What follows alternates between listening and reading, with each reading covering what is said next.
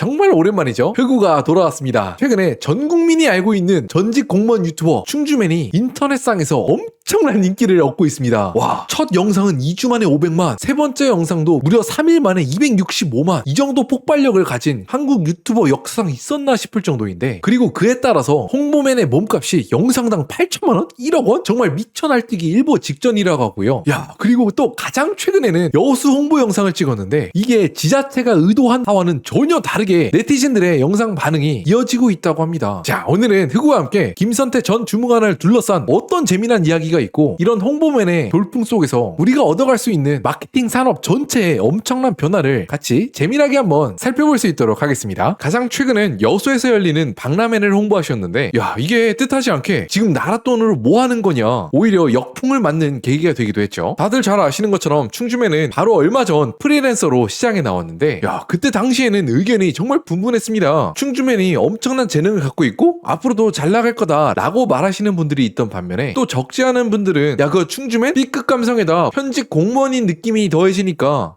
독특해서 봐주지, 공무원 관두고 나오면 누가 보냐 그걸, 이렇게 생각하시는 분들도 많이 계셨어요. 그런데 이제 그 결과를 우리는 이제 다 잘 알죠. 세상의 모든 회사를 홍보하겠다 라면서 김선태 채널을 만들었는데, 채널을 개설한 지 몇 시간도 안 돼서 구독자 100만 명 달성, 첫 홍보 영상은 우리은행으로 결정을 했는데 조회수가 24시간도 안 돼서 300만을 돌파했죠. 개인 유튜버 역사상 이런 적이 있었나 싶을 정도로 정말 트래픽이 미친 듯이 나오고 있는데, 우리은행 영상은 2주 만에 500만, 그 다음 BBQ 영상은 10일 만에 400만, 이번 여수 홍보 영상은 3일 만에 265만. 와, 미쳤다. 말이 안 나오는데, 그런데 네티즌들이 충주맨에 대해서 무릎을 치고 놀란 점이 하나 더 있죠. 보통 유튜버들은 시청자들이 웬만하면 광고 영상 싫어하는 걸 다 알거든요. 시청자 선생님들 눈치 봐가면서 일반 영상 3개에 광고 영상 하나, 혹은 5개에 하나, 이렇게 엄청나게 눈치를 보면서 광고 영상 하나를 올리곤 하는데, 야, 이분은 매 영상 광고 영상을 올리는데 이렇게 조회수가 터졌던 거야. 이게 왜 되냐? 충주맨의 아이덴티티가 그냥 홍보맨이니까 채널엔 모든 영상이 홍보여도 괜찮은 거야.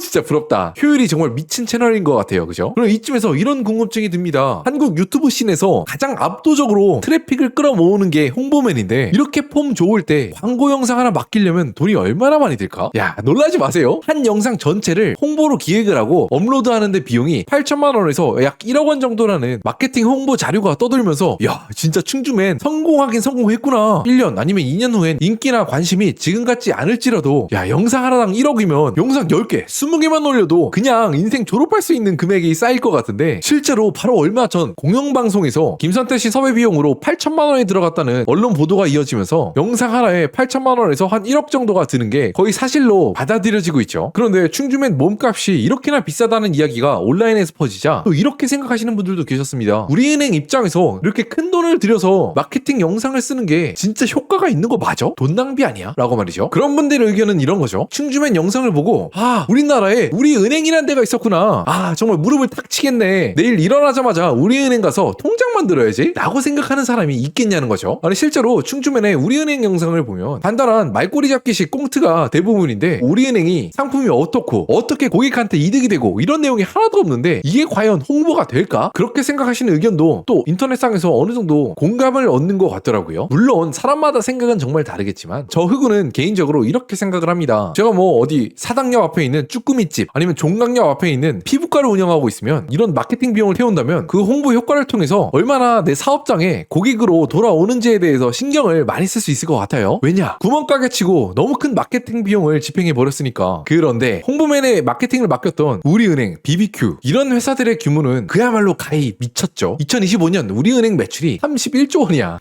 사실 1억 원이라는 돈이 충주맨이나 아니면 우리와 같은 개인으로 보면은 엄청나게 큰 돈이지만, 이렇게 큰 회사한텐 비용의 여러 항목 중에서도 정말 작은 지출 중 하나일 거라고 생각을 합니다. 그 돈을 써서 트래픽은 무려 500만. 야, 이건 진짜 웬만한 TV 방송 광고보다 훨씬 낫죠. 그런데 나가서 우리의 상품이 더 좋아요, 우리를 더 좋아해 주세요 라는 게 아니라 그냥 우리 이름만 한 번 더 알리고 이 500만 명들한테 인지도를 아주 조금만 더 알리는데 도움이 된다면 이득이라고 판단을 한 거겠지요. 실제로 전 세계에서 가장 광고비가 비싸다는 슈퍼볼 광고들이 어떻습니까? 도리토스, 펩시, 현대, 토요타와 같은 그런 글로벌 대기업들이 와서 자신의 차가 얼마나 빨라요, 과자가 얼마나 맛있어요 이렇게 홍보하지 않죠. 상품에 재미를 붙여서 이게 온갖 곳에 바이럴 되도록 합니다. 왜 그럴까요? 우리가 은연중에 상품에 노출이 되면 그거에 조금이라도 더 친숙해지고 또 좋다고 느끼기 때문이겠죠. 근데 심리학이나 마케팅 연구에서 반복되어서 나타난 결과인데, 사람들이 어떤 대상에 대해서 좋다고 느끼는 건 그거에 대해서 친숙한 감정을 느낄 때 보통 더 좋다고 느낄 가능성이 높다고 하잖아요. 그런 면에서 봤을 때 고작 홍보비 8천만 원, 1억을 써서 우리나라 전체 인구의 10% 혹은 15%가 볼만한 그런 홍보를 해? 이거 완전 해자 아니겠어요? 라고 저는 생각을 했는데, 물론 이건 뭐 사람마다 생각은 좀 다를 수 있겠지요. 그럼 근본적으로 돌아와서 세상의 모든 상품, 서비스를 홍보한다는 기치를 내걸고 채널의 모든 영상을 홍보 영상으로 가득 채우고 있는데 이렇게 폭발적인 트래픽이 나오고 있을까요? 저는 약간 개인적으로 이번 여수 홍보 영상에서 그 가장 근본적인 이유가 드러났다고 생각을 합니다. 충주맨이 세 번째 영상, 여수 홍보 영상에서 지자체가 열고 있는 섬 박람회에 대한 홍보를 진행을 했는데, 아니 지금 당장 개최 9월까지 5달밖에 안 남았는데 아니 뭐 아무것도 안 지어졌어? 허 벌판 아니야? 또 실제로 해당 로케이션에 방문을 해보니까 충주맨뿐만 아니라 다른 공무원들까지 미끄러지고 다칠 수 있고, 이런 광고주들한테 불리한 내용까지 그냥 생생하게 영상 안에 홍보맨은 그냥 여과 없이 담아버리죠. 가만 생각해보면 충주맨이 진짜 대단한 게 한 편에 8천만 원, 1억 원의 광고비를 받았는데 어떻게 보면 광고주를 매길 수도 있는 장면들을 그대로 넣는다? 야, 이거 진짜 쉽지 않거든요. 진짜 아무나 못할 것 같은데 되려 시청자들은 이런 광고 영상을 보고 속이 뻥 뚫린다, 오히려 더 재밌어졌다, 그런 긍정적인 반응들로 뒤덮였죠. 업계 대선배이신 충주맨 형님이 느슨해진 유튜브 광고판에 긴장감을 준 것 같은데, 이걸 보고 제가 느낀 바는 소비자들이 역시나 바보가 아니라는 겁니다. 백날 첫날 상품 서비스 좋다고 하면 뭐합니까? 그냥 보지도 않고 스킵하는데, 그런데 이렇게 충주맨처럼 그냥 좋은 건 날 것 그대로 보여주고, 또 우스꽝스럽거나 준비가 안 된 포인트가 있으면 또 그것 그대로 보여줄 수 있으면 광고라도 시청자들이 들어줄 수가 있다, 그런 점을 보여줬던 것 같고요. 또 저는 마지막으로 이렇게 충주맨이 프리랜서 유튜버로서 승승장구하는 모습이나 요즘 유튜브 판이 돌아가는 걸 보면, 와, 이게 정말 우리 사회 전반에 정말 모든 분야를 막론하고 자신의 서비스, 자신의 제품을 알리는 방법이 너무나 달라지고 있다, 그런 생각이 조금 드는데요. 김선태 선배님이 물론 엄청나게 대단한 재능을 가지신 건 맞지만, 이렇게 인터넷 스타라고 해서 영상 하나에 8천만 원, 1억 광고를 받는 게 한 10년 전만 하더라도 전례가 없는 일이었거든요. 그런데 요즘엔 이 정도로 돈을 많이 버는 인플루언서들이 하나 둘 느는 것 같죠. 올해 초 화제가 된 분이 있었습니다. 한승연애라는 연애 프로그램에서 인플루언서가 되신 성혜은 씨가 무려 개인 인플루언서 활동 3년 반 만에 60억짜리 아파트에 이사한 모습이 올라왔는데, 근데 가만 생각해보면 이게 진짜 미친 게, 요즘 대출 규제가 엄청 심해서 거의 현찰 박치기로 아파트를 사야 했을 거란 말이죠. 최소 한 55억 정도의 자기 돈이 필요했을 것 같은데, 이게 근데 세후 돈이니까 저는 거의 110억의 소득을 올려야 했을 거고, 근데 불과 이 돈을 3년 만에 버셨을 거니까 1년 사업 소득이 거의 30억, 40억 정도 됐을 거란 얘기 아니야. 야, 진짜 대박이다, 그죠? 물론 이런 아주 예쁘신 인플루언서 분들 같은 경우에는 한국의 정말 수많은 유튜버 카테고리 중에서 구매 전환력이 가장 높은 카테고리 중 하나라는 뷰티나 패션 쪽에 속해 있기 때문에 더 소득이 크게 느껴질 수는 있겠지만, 저는 이런 모습들이 개인적으로 전 세계 광고 시장에 대전환이 일어나고 있는 시작점에 있기 때문이라고 생각을 합니다. 이게 왜 엄청난 변화냐면, 인터넷이 한 97년, 98년도부터 대중화가 되고 난 다음에는 모든 인터넷의 광고 시장의 왕은 단연코 검색 시장이었습니다. 네이버가 이런저런 사업 엄청나게 많이 하지만 결국 돈을 버는 건 광고, 특히 그 중에서도 어떤 걸 검색했을 때 가장 위에 뜨는 파워링크였고요. 또 구글이 그렇게 정교한 알고리즘으로 검색 경험을 향상시켜주는 혁신을 발표했을 때 돈을 한 푼도 못 벌다가 구글의 말 그대로 검색 광고인 애드워즈를 처음으로 안착시키고 난 다음에야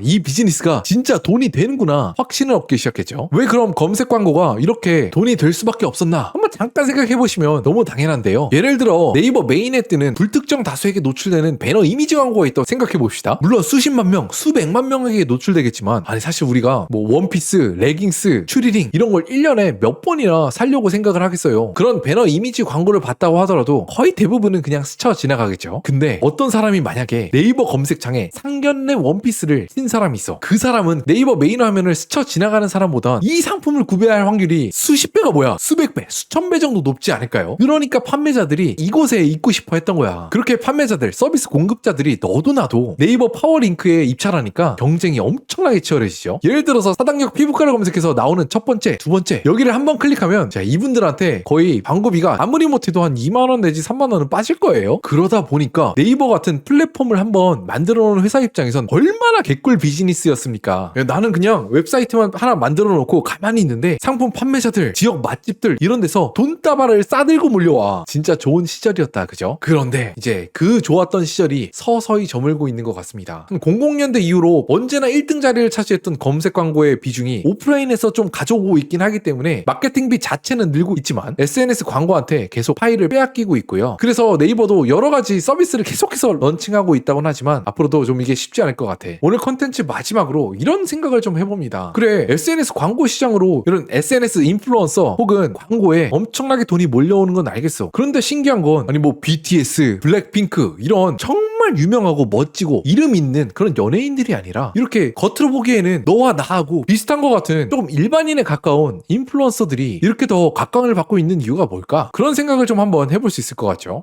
저는 개인적으로 이렇게 생각을 합니다. 그 먼 옛날 아리스토텔레스가 자기가 말싸움도 엄청나게 많이 해보고 토론도 해보고 달변도 해봤더니 A라는 사람이 B라는 사람을 설득하는 데 성공하는 건 다음 세 가지 요소에 거의 전적으로 달려있다는 겁니다. 첫 번째, 그 말하는 내용 자체가 논리적인가? 두 번째, 듣는 사람의 감정은 어떠한가? 이 두 가지도 중요한데 또 마지막, 그리고 또 가장 중요하게는 이 이야기를 누가 말하는가? 라는 거죠. 이게 진짜 웃기는 포인트인데요. 현대 뇌과학자들, 심리학자들이 이거에 대해서 엄청나게 연구를 많이 했었거든요. 근데 우리가 상식적으로 생각을 해보면 그 말 자체가 옳아야 다른 사람이 설득될 것 같잖아요. 그런데 그게 아니라는 겁니다. 어떤 이야기를 나와 어떤 관계에 있는 사람이 했느냐가 듣는 사람이 설득되는데 가장 결정적인 영향을 미친대. 생각해보면 어느 정도 일리가 있어요. 우리 학창 시절을 떠올려봐. 우리 부모님이 나한테 공부하라 그래? 진짜 오히려 열받아서 공부하기 싫잖아요. 근데 친구가 야 우리 진짜 X 됐어. 공부 얼른 시작해야 돼 하면 아 그냥 그런가 보다 하죠. 지극히 흑우 제 뇌피셜로는 사회가 갈수록 단절되고 개인주의화되면서 예전 같았으면 오프라인 동료들, 친구들이 맡았을 자리를 요즘에는 그 SNS에서 나와 왠지 비슷한 생각, 비슷한 감정을 느끼고 내 이야기를 같이 대변해줄 수 있는 그런 SNS 인플루언서들이 우리의 그 친밀한 피어 그룹을 어쩌면 좀 대신해주는 것 같은 느낌도 좀 들고요. 그렇기 때문에 나와는 좀 멀리 동떨어져 있고 멀어 보이는 그런 BTS, 손흥민 그런 연예인들보다 되려 이런 나와 비슷해 보이는 내적 친밀감을 더 훨씬 더 느낄 수 있는 그런 인플루언서들한테 어쩌면 우리가 심리적으로 마음을 더 열고 그런 이야기를 듣는 것 같기도 해요.